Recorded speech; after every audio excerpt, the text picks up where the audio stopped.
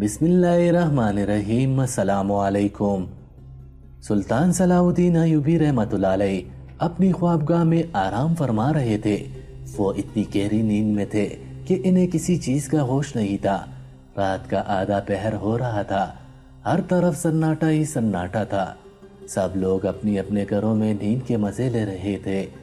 ان کی زوجہ بھی ان کی بغل میں ہی نیند کے مزے لے رہی تھی کہ اچانک ہی ان کی آنکھ ایسے خواب کے زیر اثر کھلی اور وہ پورا ہڑبڑا کر اپنی جگہ سے اٹھے۔ ان کا پورا جسم پسینے سے شربرو ہو رہا تھا۔ انہوں نے جو ابھی خواب دیکھا تھا وہ ان کے حفاظوں پر سوار ہو چکا تھا۔ ان کے اس طریقے سے اٹھنے پر ان کی زوجہ بھی بے ساختہ اپنی جگہ سے اٹھی اور ان کے کندھوں پر ہاتھ رکھتے ہوئے پوچھنے لگی، سب خیر تو ہے سلطان معظم؟ آپ اس قدر پریشان کیوں ہو گئے ہیں؟ جبکہ وہ کچھ بھی بولنے اور سننے کی حالت میں نہیں تھے۔ وہ اپنی جگہ سے فوراً ہی اٹھے اور غسل خانے کی جانب چلے گئے، جبکہ ان کی زوجہ بھی ان کے پیچھے پیچھے آئی تھی، کیونکہ وہ خود بھی ان کو اس طریقے سے دیکھ کر گھبرا گئی تھی۔ اس سے پہلے کبھی بھی ایسا نہیں ہوا تھا جیسے ابھی ہو رہا تھا۔ وہ غسل خانے میں آئے اور وضو کیا۔ ان کو دیکھ کر ان کی زوجہ ایک کونے میں ہی ہو گئی تھی، کیونکہ وہ سمجھ چکی تھی کہ شاید وہ کسی خواب کے زیر اثر خوفزدہ ہو چکے ہیں۔ جب ہی اللہ کے حضور سجدہ ریز ہونے جا رہے ہیں، وہ سیدھا وضو کر کے اپنی عبادت گاہ میں آئے تھے، جہاں پر وہ اکیلے ہی عبادت کرتے تھے۔ ان کی زوجہ اب ان کے پیچھے نہیں آئی تھی، کیونکہ وہ سمجھ چکی تھی کہ سلطان صلاح الدین ایوبی رحمۃ اللہ علیہ نے کوئی ایک ایسا خواب دیکھ لیا ہے جس کی وجہ سے وہ بے چین ہو گئے ہیں، اور جب تک وہ اللہ کے حضور سجدہ ریز نہیں ہو جائیں گے ان کو سکون اور راحت نصیب نہیں ہوگی۔ اسی لیے انہوں نے کوئی بات ان سے نہیں کی اور سیدھا اپنی بستر پر جا کر آرام فرمانے لگی۔ جب سلطان صلاح الدین ایوبی رحمۃ اللہ علیہ نے اپنی جائے نماز بچھائی اور 2 رکعت توبہ کی نماز پڑھی اور اس کے بعد شکرانے کے نفل ادا کر کے بارگاہ الہی میں ہاتھ اٹھائے اور اللہ سے دعا کرنے لگے، اے میرے پاک پروردگار، اے میرے اللہ، اے میرے شہنشاہوں کے شہنشاہ، میرے خواب کی تعبیر کو اچھا کرنا، کیونکہ انہوں نے خواب میں ایک بہت ہی پرنور چہرہ دیکھا تھا جو کسی بزرگ کا تھا۔ وہ اس بزرگ کو پہچان تو نہیں پائے تھے، لیکن ان کی گفتگو ان کو ایک ایک حرف بہ حرف یاد تھی۔ ان کا دل وہی سب سوچ کر بے چین ہو رہا تھا۔ انہوں نے کافی دیر بیٹھ کر اللہ کی عبادت کری اور واپس اپنے خوابگاہ میں آ کر نیند کے آغوش میں چلے گئے۔ صبح ہوتے ہی انہوں نے دربار لگنے سے پہلے اپنے وزیر کو حکم دیا کہ آج وہ کال کوٹری کا چکر لگائیں گے۔ ان کی یہ بات سن کر وزیر حیران ہو گئے اور کہنے لگے، سلطان معظم، سب خیر تو ہے؟ آپ اور کال کوٹری کا چکر، وہ بھی اتنی جلدی؟ ان کی حیرت بجا تھی، کیونکہ ابھی کچھ روز پہلے ہی سلطان صلاح الدین ایوبی رحمۃ اللہ علیہ نے کال کوٹری کا چکر لگایا تھا اور ایک بار پھر ان کو حیرت میں مبتلا کر چکا تھا۔ ویسے تو سلطان صلاح الدین ایوبی رحمۃ اللہ علیہ ہر 2 ماہ بعد ہی کال کوٹری کا چکر لگایا کرتے تھے۔ وہ اپنے بند کیے ہوئے مجرموں کو بھی دیکھا کرتے تھے کہ وہ کس حال میں ہیں، لیکن اتنی جلدی 1 ماہ بعد ہی جانا انہیں ٹھٹکنے پر مجبور کر چکا تھا۔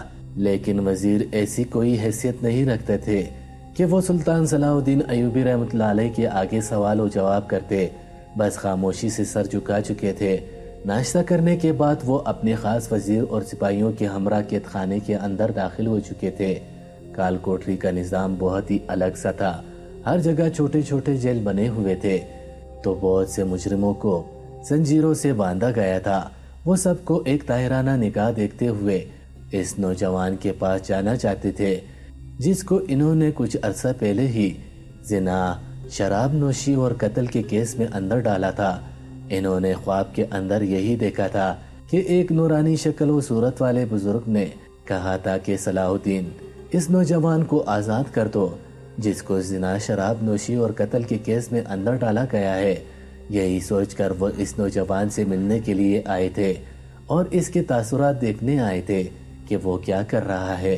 لیکن یہاں آنے کے بعد ان کو بہت خطرناک قسم کا ایک جھٹکا لگا تھا، کیونکہ انہوں نے قید خانے کے اندر جگہ جگہ پر بہت سی ایسی عورتوں کو دیکھا تھا جو حاملہ تھیں، اور وہ سمجھ چکے تھے کہ یہ کام کسی اور کا نہیں، اسی نوجوان مرد کا ہے جس کو زنا، شراب نوشی، قتل کی وجہ سے عمر قید دی گئی تھی۔ ان کا غصے سے برا حال ہو چکا تھا۔ وہ سیدھا اس نوجوان مرد کے پاس آئے جو ایک کونے میں نڈال سا پڑا ہوا تھا۔ انہیں سمجھ نہیں آیا اس کی حالت اتنی ناساز کیوں ہو رہی ہے۔ انہوں نے فوراً ہی ایک جیلر کو بلایا اور ان سے دریافت کرنے لگے کہ یہ اس طریقے سے کیوں پڑا ہوا ہے۔ جیلر کہنے لگا، سلطان معظم، 4 دن ہو گئے ہیں اس کا حال ایسا ہی ہے، ورنہ تو یہ ویسے ادھر ادھر پڑا ہی رہتا ہے، کبھی کسی سے بات کر رہا ہوتا ہے یا پھر کسی کو تنگ کرنے میں لگا ہوتا ہے۔ یہ بات سن کر سلطان صلاح الدین ایوبی رحمۃ اللہ علیہ نے اس جیلر کی جانب دیکھا اور پوچھنے لگے، تنگ سے مراد یہ کیا کرتا ہے؟ وہ کہنے لگے، کچھ خاص نہیں، بس الٹی سیدھی باتیں کر کے لوگوں کو پریشان کرتا ہے، انہیں چڑھاتا ہے، اس سے زیادہ کچھ نہیں۔ جبکہ سلطان صلاح الدین ایوبی رحمۃ اللہ علیہ بالکل خاموش ہو چکے تھے۔ انہوں نے ایک بار پھر ان عورتوں کو دیکھا جو حاملہ تھی۔ اس کے بعد وہ واپس قید خانے سے نکل کر دربار میں آ گئے تھے۔ دربار لگا ہوا تھا اور لوگ اپنے مسئلے حل کرنے کے لیے سلطان صلاح الدین ایوبی رحمۃ اللہ علیہ کی عدالت میں پیش ہو رہے تھے۔ سلطان صلاح الدین ایوبی رحمۃ اللہ علیہ اپنی سمجھ بوجھ سے سب کا مسئلہ حل کر رہے تھے، لیکن ان کے دماغ کی ساری سوچ اس نوجوان مرد میں ہی اٹی ہوئی تھی۔ ان کو سمجھ نہیں آ رہا تھا یہ سب کچھ کیا ماجرا ہے۔ دربار ختم ہونے کے بعد انہوں نے اپنے وزیر کو بلایا اور اپنے مخصوص کمرے میں چلے گئے۔ وزیر حیران تھا کہ آج سلطان کو کیا ہوا ہے۔ سلطان صلاح الدین ایوبی رحمۃ اللہ علیہ مخصوص کمرے میں داخل ہونے کے بعد اپنی نشست پر براجمان ہو چکے تھے۔ وزیر ان کے سامنے ادب سے ہاتھ باندھ کر کھڑا ہو گیا تھا۔ چند ایک بات کرنے کے بعد سلطان صلاح الدین ایوبی رحمۃ اللہ علیہ نے اپنا پورا خواب وزیر کو ایک حرف بحرف سنایا تھا اور اس سے کہنے لگے تھے، ہمیں کچھ سمجھ نہیں آ رہا ہے۔ اگر وہ نورانی شکل و صورت والے بزرگ کہتے ہیں کہ اس مرد کو مجھے آزاد کر دینا چاہیے تو میں کر دیتا، لیکن جو منظر آج میں دیکھ کر آیا ہوں وہ مجھے حیران کر رہا ہے۔ قید خانے میں بہت سی عورتوں کو میں نے حاملہ دیکھا ہے اور اس انسان کے علاوہ یہ کام کوئی نہیں کر سکتا، کیونکہ یہ ایک زانی ہے۔ اس کے علاوہ وہ تو ہر مجرم کو کسی دوسرے کیس کی وجہ سے قید خانے میں بند کیا گیا ہے۔ وزیر یہ بات سن کر کہنے لگا، سلطان معظم، ہمیں اس سارے معاملے کی تحقیقات کرنی چاہیے کہ قید خانے میں ایسا کام کون کر رہا ہے۔ بنا تصدیق کے ہم اس طریقے سے اس نوجوان مرد پر بھی الزام نہیں لگا سکتے۔ یہ بات سن کر سلطان خاموش ہو گئے۔ وزیر کی بات بالکل درست تھی، وہ تو اپنے یہ اصول بھول چکے تھے کہ وہ سارے معاملات کی تصدیق کرتے ہیں، اس کے بعد ہی کوئی آگے قدم اٹھاتے ہیں۔ وہ فوراً ہی اپنی نشست سے اٹھے اور ایک بار پھر قید خانے کی جانب چل پڑے۔ ان کے ساتھ ان کا وزیر اور ان کے سپاہی بھی حفاظت کے لیے مامور تھے۔ انہوں نے اپنی حفاظت کے لیے اپنی تلوار بھی اپنے پاس رکھی ہوئی تھی۔ اس کا ہرگز یہ مطلب نہیں تھا کہ وہ مجرموں کو ختم کرنے جا رہے ہیں، بس اپنی حفاظت کے لیے وہ اس تلوار کو رکھتے تھے تاکہ کوئی مجرم غصے کے اندر اگر ان پر حملہ کرے تو وہ اپنا بچاؤ کی خاطر اس تلوار کا استعمال کر لے۔ وہ لوگ قید خانے میں ایک بار پھر داخل ہو چکے تھے۔ تمام قیدی اور یہاں تک کہ تمام جیلر بھی حیران و پریشان تھے کہ سلطان صلاح الدین ایوبی رحمۃ اللہ علیہ کا دوسرا چکر اور ایک ہی دن میں سب کو ہی تجسس میں ڈال چکا تھا کہ آخر ایسی کیا بات ہو گئی ہے کہ وہ بار بار قید خانے کے اندر آ رہے ہیں۔ انہوں نے فوراً ہی ایک جیلر کو اپنے قریب بلایا جو ہر وقت ادھر ہی رہتا تھا۔ انہوں نے اس جیلر سے پوچھا، یہ عورتیں حاملہ کیوں ہیں؟ آخر اس سب چیزوں کے پیچھے کیا وجہ ہے؟ ان کے لیے پوچھنے کی دیر تھی کہ جیلر خاموش ہو گیا۔ اس نے کوئی جواب نہیں دیا، جبکہ سلطان صلاح الدین ایوبی رحمۃ اللہ علیہ نے ایک بار پھر اپنا وہی سوال دہرایا کہ بولو، ان عورتوں کے پیٹ میں کس کا بچہ ہے؟ ان کے ساتھ جسمانی تعلقات کس نے قائم کیے؟ ہمیں سب سچ بتاؤ۔ جیلر نے ایک پوری نظر قید خانے میں موجود قیدیوں پر ڈالی۔ سب لوگ اپنے آپ میں ہی مگن تھے۔ وہ کہنے لگا، سلطان معظم، یہ ایک بہت بڑا راز ہے، اس کے بارے میں کسی کو بھی علم نہیں ہے۔ ہم سب خود اس بات کی وجہ سے پریشان ہیں۔ صبح سے لے کر رات تک میں یہاں پر موجود ہوتا ہوں، اور اس کے بعد میرا ہی بھائی رات کے بعد صبح تک ادھر موجود ہوتا ہے، لیکن اس نے بھی کسی کو کسی بھی عورت کے قریب جاتے ہوئے نہیں دیکھا ہے، اور ایسا ہی حال میرا بھی ہے۔ میں نے بھی ابھی تک کسی بھی مرد کو کسی بھی عورت کے قریب ہوتے ہوئے نہیں دیکھا۔ ہم سب لوگوں کو سمجھ نہیں آ رہا کہ یہ سب کام کون کر رہا ہے، جبکہ یہ بات سن کر سب لوگ ہی تجسس کا شکار ہو چکے تھے، اور یہی حال سلطان صلاح الدین ایوبی رحمۃ اللہ علیہ کا بھی تھا۔ انہوں نے اپنی نظر ایک کونے میں کی جہاں پر وہی نوجوان مرد لیٹا ہوا تھا۔ انہوں نے اس کی طرف اشارہ کرتے ہوئے پوچھا، کہیں یہ کام اس کا تو نہیں؟ ان کا شک ابھی تک شک ہی تھا، ان کا شک ابھی تک سچ میں تبدیل نہیں ہوا تھا۔ وہ جیلر فوراً ہی انکار میں سر ہلاتے ہوئے کہنے لگا، نہیں نہیں سلطان معظم، یہ کام اس کا نہیں ہے، کیونکہ اس پر بہت کڑی نظر رکھی جاتی ہے۔ اسے کسی بھی عورت کے قریب جانے نہیں دیا جاتا۔ ہر وقت اس کے سر پر ایک جیلر سوار رہتا ہے، کیونکہ اس نے جو کام کیے ہیں اس کی وجہ سے ہم لوگ اس کو تنہا نہیں چھوڑتے۔ سلطان نے سر اسبات میں ہلایا اور ایک اور سوال کیا، تم جانتے ہو کہ اس کی طبیعت اتنی خراب کیوں ہے؟ یہ اس طریقے سے الٹا کیوں پڑا ہوا ہے؟ وہ ابھی پہلے جیلر کی طرح لا علمی سے سر نفی میں ہلانے لگا اور کہنے لگا، نہیں سلطان معظم، ہم اس بارے میں نہیں جانتے۔ 4 دن سے ہی اس کی طبیعت اتنی زیادہ خراب ہے کہ یہ ایک جگہ سے دوسری جگہ بھی نہیں جا رہا ہے، بس ایک کونے میں ہی پڑا رہتا ہے۔ سلطان نے سر ہاں میں ہلایا اور واپس اپنے محل آ گئے۔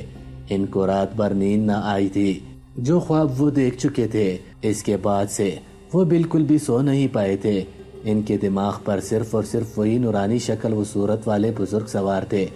یہی سب سوچتے سوچتے نہ جانے کس پہر ان کی آنکھ لگی، انہیں علم نہیں ہوا۔ رات کے آدھے پہر پھر ایک بار پھر ان کے خواب میں وہی نورانی شکل و صورت والے بزرگ آئے تھے، اور وہ یہی بول رہے تھے کہ اس نوجوان مرد کو صلاح الدین آزاد کر دو، وہ بے گناہ ہے، اس نے کچھ نہیں کیا، اس کو آزاد کر دو۔ وہ ایک ہی بات کی کردان کیے جا رہے تھے۔ اس بار بھی سلطان صلاح الدین ایوبی رحمۃ اللہ علیہ ہڑبڑا کر اپنی جگہ سے اٹھے تھے۔ ان کے ہڑبڑانے کی وجہ سے ان کی زوجہ بھی بیدار ہو گئی تھی، اور ایک بار پھر وہی سوال دہرا رہی تھی، سلطان معظم، آپ ایسے کون سا خواب دیکھ رہے ہیں جس نے آپ کی راتوں کی نیند اڑا دی ہے؟ آپ ہمیں تو اس بارے میں بتائیں۔ لیکن سلطان صلاح الدین ایوبی رحمۃ اللہ علیہ بالکل ہی خاموش تھے۔ وہ ایک بار پھر کل ہی کی طرح اپنے بستر سے اٹھے، وضو کیا اور اللہ کے حضور سجدہ ریز ہو گئے۔ آج بھی انہوں نے اللہ سے یہی دعا کی تھی کہ وہ کسی بھی طریقے سے اس نوجوان مرد کا سچ ان کے سامنے لے آئے۔ وہ اس طریقے سے اس نوجوان کو آزاد نہیں کر سکتے تھے، کیونکہ اس پر بہت باری قسم کے الزام تھے کہ اس نے زنا کیا ہے، قتل کیا ہے، شراب نوشی کی ہے، جس کی وجہ سے وہ اس کو اتنی آسانی سے قید خانے سے رہائی نہیں دے سکتے تھے۔ اگر وہ اس کو دیتے تو باقی قیدیوں کے ساتھ یہ ناانصافی ہوتی، اسی لیے انہیں کوئی ایسا ثبوت سامنے لانا تھا جس کی وجہ سے وہ اس نوجوان مرد کو باعزت بری کر دیتے۔ انہیں یاد تھا جب انہوں نے اس نوجوان کو یہ سزا سنائی تھی تو وہ بالکل خاموش تھا، اس نے اپنے منہ سے ایک لفظ ادا نہیں کیا تھا۔ انہیں اس بات پر حیرت ضرور ہوئی تھی، لیکن وہ کچھ بھی نہیں بولے تھے، بس خاموش رہے تھے۔ لیکن ابھی جو قید خانے میں ہوتا ہوا دیکھ کر آئے تھے، ان کے حواس سلپ کر چکے تھے کہ ایسے کیسے عورتیں بنا مردوں کے حاملہ ہو رہی ہیں۔ نماز ادا کر کے وہ اپنی مخصوص کمرے میں جا کر بیٹھ گئے تھے اور اس بات میں دھیان لگانے لگے تھے کہ آخر ایسا وہ کیا کریں جس سے سارے سچ ان کے سامنے آ جائے۔ پوری رات دھیان لگانے کے بعد ان کے سامنے صرف ایک ہی بات آئی تھی کہ اس نوجوان مرد کو اچھے سے کنگالا جائے، اس کے بارے میں ہر چیز معلوم کی جائے جس سے سلطان صلاح الدین ایوبی رحمۃ اللہ علیہ ابھی تک پوشیدہ ہیں۔ اگلے روز صبح ہوتے ہی انہوں نے اپنے وزیر کو حکم دیا کہ اس نوجوان مرد کے خاندان کے بارے میں ایک ایک چیز معلوم کی جائے اور پتہ کیا جائے کہ یہ کام وہ کب سے کر رہا ہے۔ وزیر نے سر اس بات میں ہلایا اور صبح سے نکلا۔ شام ڈلنے تک وہ محل واپس آیا تھا۔ جب تک سلطان صلاح الدین ایوبی رحمۃ اللہ علیہ وزیر کے انتظار میں ہلکان ہوئے جا رہے تھے، ان کی پریشانی ان کے چہرے سے آیا تھی۔ دربار میں موجود بہت سے درباری بھی حیران تھے کہ آج ایسا کیا ہو گیا ہے کہ سلطان صلاح الدین ایوبی رحمۃ اللہ علیہ کی نگاہیں محل کے دروازے سے ہی نہیں ہٹ رہی۔ ان کا انتظار تھوڑی ہی دیر بعد ختم ہو گیا تھا، کیونکہ سامنے سے وزیر داخل ہو چکا تھا۔ وزیر سیدھا سلطان صلاح الدین ایوبی رحمۃ اللہ علیہ کی نشست کے بالکل پاس آ گیا تھا اور ان کو سرگوشی زدہ آواز میں چند باتیں بتانے لگا تھا۔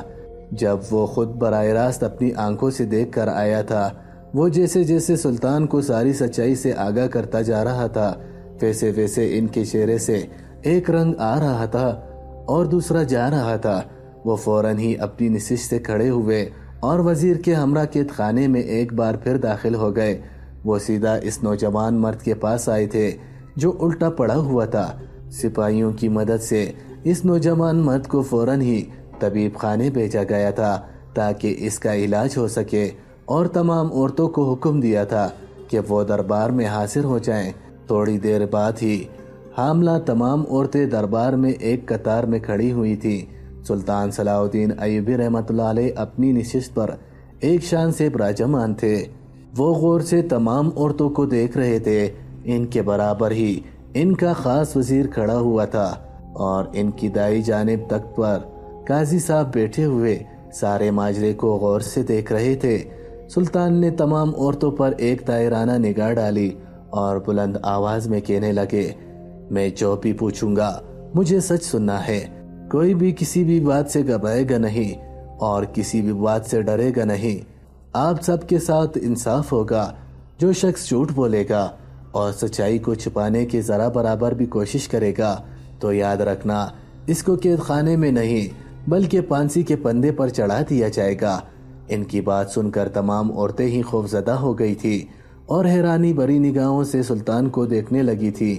سلطان صلاح الدین ایوبی رحمۃ اللہ علیہ نے ان عورتوں کی جانب دیکھا اور کہنے لگے، آپ سب کے ساتھ یہ غلط کام کرنے والا کون شخص ہے؟ ہم اس انسان کو جانتے ہیں، لیکن اگر آپ لوگوں نے ہم سے یہ بات چھپائی تو یاد رکھیے گا آپ کے حق میں بھی یہ بات اچھی ثابت نہیں ہوگی۔ ڈرنے کی کسی کو ضرورت نہیں، اس سلطنت کا بادشاہ میں ہوں، وہ آدمی نہیں۔ پورے دربار میں چیمگومیاں شروع ہو گئی تھی۔ سب آپس میں سرگوشی میں باتیں کرنے لگے تھے۔ جب وہ عورتیں خوفزدہ سی سر جھکائے کھڑی ہوئی تھی، سلطان صلاح الدین ایوبی رحمۃ اللہ علیہ بغور ان سب کے چہرے دیکھ رہے تھے، لیکن کوئی بھی ابھی تک کچھ نہیں بولا تھا۔ سلطان اپنی نشست سے کھڑے ہوئے اور ایک تلوار اپنے ہاتھ میں لے لی۔ دربار میں موجود سب لوگ ہی سلطان کو تجسس بھری نگاہوں سے دیکھ رہے تھے۔ وہ ان عورتوں کے بالکل سامنے آ چکے تھے اور تلوار کو زمین پر رگڑتے ہوئے کہنے لگے، مجھے سچ سننا ہے، سچ کے علاوہ کچھ نہیں سننا۔ اگر کسی نے بھی جھوٹ بولنے کی ذرا برابر بھی کوشش کی تو یہ تلوار اس کے گردن پر ابھی کے ابھی پھیر دی جائے گی۔ پھر کوئی بھی یہ نہ بولے کہ ہمارے ساتھ نا انصافی ہوئی ہے۔ پوری دربار میں ان کی آواز ایک ارتعاش پیدا کر رہی تھی۔ سب لوگ ہی بغور ان کے چہرے کو دیکھ رہے تھے۔ انہوں نے ایک نظر کونے میں کھڑی ہوئی عورت کو دیکھا جو ان کے چہرے کو نہیں بلکہ زمین کو گور رہی تھی۔ وہ چلتے ہوئے اس عورت کے بالکل پاس آ گئے تھے اور اس کی آنکھوں میں دیکھتے ہوئے پوچھنے لگے، بولو اے عورت، تمہارے ساتھ یہ ظلم کرنے والا کون ہے؟ کس نے تمہیں زیادتی کا نشانہ بنایا ہے اور کس کا بچہ تمہارے پیٹ کے اندر موجود ہے؟ ان کی آواز پاس سے سن کر اس عورت نے سر اٹھا کر ان کی آنکھوں میں دیکھا اور جو بات اس عورت نے کہی اس کے بعد تمام عورتوں کی آنکھوں سے آنسو بہہ نکلے۔ سب لوگ ہی سر ہاں میں ہلا کر اس عورت کی بات کی تصدیق کرنے لگے۔ جب سلطان غصے کی عالم میں پاگل ہونے کے قریب آ گئے تھے، اس عورت کا کہنا تھا کہ ان کے قریب آنے والا مرد کوئی اور نہیں بلکہ وہ دو جیلر ہیں جو دونوں آپس میں بھائی ہیں۔ ایک صبح کی رات تک جیل میں موجود ہوتا ہے اور ایک رات سے صبح تک جیل میں موجود ہوتا ہے۔ یہ وہی دونوں بھائی ہیں جو ہمارے ساتھ اس طریقے کا کام کرتے ہیں۔ کل رات کو بھی جب وہ آدمی ایک عورت کے قریب جانے لگا تھا تو اس سے پہلے ہی وہ نوجوان مرد جس کو زنا، شراب نوشی اور قتل کے کیس میں ڈالا گیا تھا وہ بچانے کے لیے آیا تھا، لیکن رات والے جیلر نے اس کی کندھے پر ایک ایسی چیز چبوئی تھی جس کے بعد اس کو ہوش نہیں آیا تھا۔ اور وہ وہی ہوش سے بیگانہ ہو گیا تھا، اور اس نے اپنی درندگی کا نشانہ ایک عورت کو بنا لیا تھا۔ یہ سب سن کر سلطان کو اپنی رگیں پھٹتی ہوئی محسوس ہو رہی تھی۔ انہیں اپنے خواب کے بارے میں اب سب کچھ سمجھ آ رہا تھا کہ وہ بار بار ان کی نیند میں کیوں آ رہا تھا۔ انہوں نے تمام عورتوں کو واپس قید خانے میں بھیج دیا تھا، کیونکہ ان لوگوں کی سزا ابھی تک مکمل نہیں ہوئی تھی۔ لیکن ان دونوں جیلر کو دربار میں طلب کر لیا گیا تھا، کیونکہ اب ان کی موت آ چکی تھی اور ان کو موت سے اب کوئی نہیں بچا سکتا تھا۔ دونوں کافی گھبرائے ہوئے سلطان کے دربار میں کھڑے ہوئے تھے۔ سلطان صلاح الدین ایوبی رحمۃ اللہ علیہ اپنی نشست پر ایک شان سے براجمان تھے۔ وہ بغور ان دونوں بھائیوں کو دیکھ رہے تھے، جن کی چہروں کی ہوائیں ہی اڑی ہوئی تھی۔ سلطان نے دونوں کی جانب دیکھا اور کہنے لگے، تم دونوں کو یہ کام کرتے ہوئے ذرا برابر بھی خوف نہیں آیا کہ تم دونوں کس سلطنت کی رعایا میں شامل ہو، بلکہ تم دونوں تو میری فوج کا حصہ ہو۔ اس کے باوجود تم دونوں نے یہ حرکت کی، ہماری قید عورتوں کے ساتھ یہ ظلم کیا۔ تم ہوتے کون ہو ان پر یہ ظلم ڈھانے والے؟ ان کی آواز سے محل کے در و دیوار بھی کام پھوٹی تھی۔ تمام بیٹھے ہوئے درباری بھی اپنے نشست چھوڑ کر کھڑے ہو گئے تھے، جبکہ وزیر بھی گھبرا کر ان کے چہرے کو دیکھ رہا تھا۔ آج ان کی آواز میں اتنا غصہ اور گراہٹ تھی کہ اندر موجود عورتیں بھی جالی کے پاس آ کر دربار کا منظر دیکھنے لگی تھی۔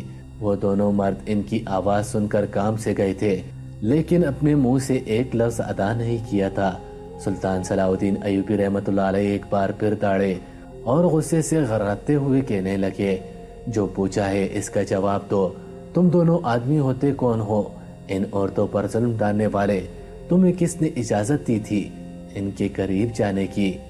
مسلمان ہونا، تم دونوں کیا بھول چکے ہو کہ ہمارے اسلام کا کیا اصول ہے؟ حضور محمد مصطفیٰ صلی اللہ علیہ وآلہ وسلم کے بتائے ہوئے اصولوں کو بھول چکے ہو؟ بنا نکاح کے کوئی مرد دوسری عورت کے قریب نہیں جا سکتا۔ تم دونوں نے یہ جرت کیسے کی، جبکہ ابھی تک وہ دونوں ایک لفظ نہیں بولے تھے؟ سلطان نے اپنے سپاہیوں کو حکم دیا۔ انہوں نے فوراً ہی ان دونوں کی گردنوں پر تلوار رکھ دی۔ تلوار رکھنے کی دیر تھی کہ دونوں ہی رٹو طوطے کی طرح بولنے شروع ہو گئے۔ وہ دونوں کہنے لگے، سلطان معظم، ہم اپنی نفس کے ہاتھوں مجبور ہو چکے تھے۔ ہم دونوں کی ابھی تک شادی نہیں ہوئی ہے اور ہمیں ایک عورت کی ضرورت محسوس ہو رہی تھی، اور ایسے میں ہمیں قیدی عورتوں کا ہی خیال آیا، کیونکہ وہ بھی تو ایک مجرم ہے اور انہیں مجرم کے طور پر ہی قید میں ڈالا گیا ہے۔ تو ہم نے یہی سوچا کیوں نہ ان لوگوں کو ہی استعمال کر لیا جائے، لیکن ہم نہیں جانتے تھے کہ وہ لوگ حملہ ہو جائیں گی۔ سلطان صلاح الدین ایوبی رحمۃ اللہ علیہ نے جب یہ بات سنی تو وہ اپنی نشست سے غصے کے عالم میں کھڑے ہو گئے اور گرجتے ہوئے کہنے لگے کہ ان دونوں کا ابھی کے ابھی سر قلم کر دو۔ ان دونوں کی جرت کیسے ہوئی یہ فیصلہ کرنے کی کہ مجرم عورتوں کے ساتھ اس طریقے کا برتاؤ کیا جائے؟ عورت عورت ہی ہوتی ہے، اگر وہ مجرم ہے تب بھی اس کو پھول کی طرح رکھا جائے گا، اگر وہ معصوم ہے تب بھی اسے پھول کی طرح ہی رکھا جائے گا۔ حضور محمد مصطفیٰ صلی اللہ علیہ وآلہ وسلم نے عورتوں کو ایک الگ ہی رتبہ دلایا ہے، تو تم ہوتے کون ہو ان کے ساتھ اس طریقے کا ظلم کرنے والے؟ جبکہ وہ دونوں ان کی بات سن کر گھٹنوں کے بل گر گئے تھے اور ہاتھ جوڑتے ہوئے معافی مانگنے لگے تھے کہ سلطان معظم، ہمیں آخر موقع دیں، ہم دوبارہ یہ کام نہیں کریں گے، ہم کسی عورت کی جانب نگاہ اٹھا کر بھی نہیں دیکھیں گے، بلکہ ہم شادی کر لیں گے۔ اگر ہمیں ایسی ضرورت محسوس ہوگی تو ہم اپنی بیوی کے قریب چلے جائیں گے، خدا را ہمیں معاف کر دو۔ لیکن سلطان صلاح الدین ایوبی رحمۃ اللہ علیہ کا غصہ سوا نیزے پر پہنچا ہوا تھا۔ انہوں نے فوراً ہی اپنے سپاہیوں کو حکم دیا کہ ان کا سر دڑ سے جدا کر دیا جائے، کیونکہ وہ اپنی رعایا میں اور اپنی فوج میں ایسے آدمیوں کو رکھنا ہی نہیں چاہتے تھے جن کو عورتوں کی عزت کے بارے میں معلوم ہی نہ ہو۔ ان کے حکم دینے کی دیر تھی اور چند منٹ بعد ہی دونوں سپاہیوں کے سر زمین لوز ہو چکے تھے۔ طبیب خانے سے سلطان تک یہ بات پہنچ چکی تھی کہ وہ نوجوان اب صحت یاب ہو چکا ہے۔ فوراً ہی اگلے روز جب دربار لگایا گیا تو اس آدمی کو بھی طلب کیا گیا تھا جس کو زنا، قتل اور شراب نوشی کے کیس میں اندر ڈالا گیا تھا۔ وہ آدمی اس دن کی طرح ہی آج بھی سلطان کے آگے بالکل خاموش تماشائی کی طرح سر جھکا کر کھڑا ہوا تھا۔ سلطان نے اس نوجوان مرد کو دیکھا۔ اس کے چہرے پر انہیں کوئی ایسی رمق محسوس نہیں ہوئی جو اسے گناہگار ثابت کرتی ہو۔ وہ بہت سادہ سا انسان محسوس ہو رہا تھا۔ سلطان صلاح الدین ایوبی رحمۃ اللہ علیہ نے اس نوجوان کو دیکھتے ہوئے کہا، اے نوجوان مرد، تم تو ایک شرابی تھے۔ اگر تمہیں 2 دن شراب نہ ملے تو تم جی نہیں سکتے، تو پھر تم اتنے روز بنا شراب کے کیسے گزار کر رہے ہو؟ جبکہ ان کی بات پر اس نوجوان نے سر نہیں اٹھایا تھا۔ انہوں نے ایک بار پھر وہی سوال دہرایا، تم تو زانی بھی ہو، اتنے دنوں سے تمہیں کوئی عورت نہیں ملی، تو تم اپنے نفس پر کیسے قابو کیے بیٹھے ہو؟ ابھی تک وہ نوجوان مرد بالکل خاموش تھا۔ وہ مزید بولے، تم نے تو کئی قتل بھی کیے ہیں، تمہارا اب دل چاہ رہا ہوگا کہ تم کسی کو قتل کرو، اور تم تو اتنے روز سے بنا قتل کے کیسے بیٹھے ہوئے ہو؟ تم تو انسان کے روپ میں ہی ایک جانور ہو۔ تم نے کیوں ایک عورت کی عزت بچانے کے لیے خود کی جان کی پرواہ بھی نہیں کی اور خود کو خطرے میں ڈال دیا؟ ابھی تک وہ نوجوان خاموش تھا، جبکہ تمام درباری اور دربار میں آئے ہوئے کافی ساری رعایا بھی حیران ہو کر اس نوجوان مرد کو دیکھ رہی تھی، جبکہ سب کے چہروں پر ایک ہی سوال تھا کہ سلطان صلاح الدین ایوبی رحمۃ اللہ علیہ اس نوجوان مرد سے ایسے سوالات کیوں کر رہے ہیں؟ کافی دیر تک انہوں نے اس کے جواب کا انتظار کیا، لیکن جب اس نے کوئی جواب نہیں دیا تو پھر وہ خود ہی بولے، تم نے کیوں اپنے بھائی کا الزام اپنے سر لیا تھا؟ یہ بات سننی تھی کہ اس نوجوان مرد نے ہڑبڑا کر اپنے سر اٹھا کر سلطان کی جانب دیکھا تھا۔ تم تو ایسا کچھ بھی نہیں کرتے تھے، بلکہ تم تو ایک حافظ قرآن، اسلام کے پاسداری کرنے والے نوجوان مرد ہو۔ تم نے ایسا گناہ اپنے سر کیوں لیا جس کا کوئی سر پیر ہی نہیں ہے؟ اپنے بھائی کو کیوں بچایا؟ جبکہ اس نوجوان کی آنکھیں جھکتی جا رہی تھی، وہ کچھ نہیں بول رہا تھا۔ سلطان اپنی نشست سے کھڑے ہو گئے تھے اور چلتے ہوئے قدم بہ قدم اس نوجوان مرد کے بالکل سامنے آ گئے تھے اور ہاتھ بڑھا کر اس کے کاندھے پر رکھا۔ وہ ایک بار پھر بولے، ڈرو نہیں، ہم تمہارے بھائی کے ساتھ کچھ نہیں کریں گے۔ ہمیں بتاؤ کہ تم نے وہ الزام خود کے سر کیوں لیا تھا؟ اس نوجوان مرد نے اپنی آنکھیں اٹھا کر سلطان کو دیکھا اور دیر سے کہنے لگا، یہ میری ماں کا فیصلہ تھا۔ جبکہ اب سب کے چہروں پر ہی تجسس آ گیا تھا۔ وہ نوجوان مرد مزید کہنے لگا، ہم دونوں بھائی جوڑواں ہیں، ہماری شکل ایک جیسی ہے۔ میری ماں سب سے زیادہ لگاؤ میرے بھائی سے رکھتی ہے، لیکن وہ ایک زانی ہے، شرابی ہے، قاتل ہے۔ اس وجہ سے آپ تک یہ خبر پہنچ گئی تھی اور آپ نے اس کو عمر قید کی سزا سنا دی تھی۔ جب میری ماں کو یہ بات معلوم ہوئی تو اس کی حالت بہت زیادہ خراب ہو چکی تھی۔ میں اپنی ماں کو اس طریقے سے روتا تڑپتا نہیں دیکھ سکتا تھا، میرا دل کٹا جا رہا تھا۔ میرے لیے میری ماں سب سے اہم ہے اور میری ماں کے لیے سب سے زیادہ ان کا وہ بیٹا اہم ہے۔ اپنی ماں کی حالت دیکھ کر میرا دل پسیج گیا تھا اور میں نے اپنے بھائی کو یہاں سے روانہ کر کے اس کا الزام اپنے سر لے لیا تھا۔ سلطان معظم، میں نے یہ قربانی صرف اور صرف اپنی ماں کے لیے دی ہے۔